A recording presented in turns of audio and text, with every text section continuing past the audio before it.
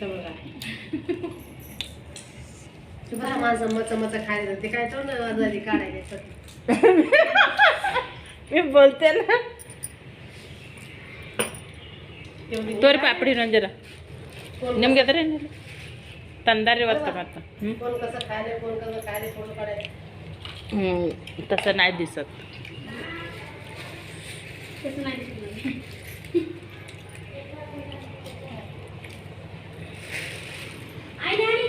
आली आई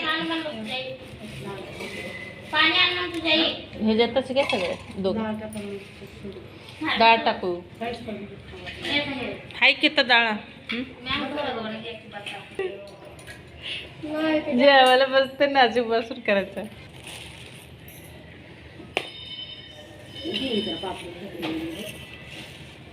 बघ जेवाचा वाडा वाडी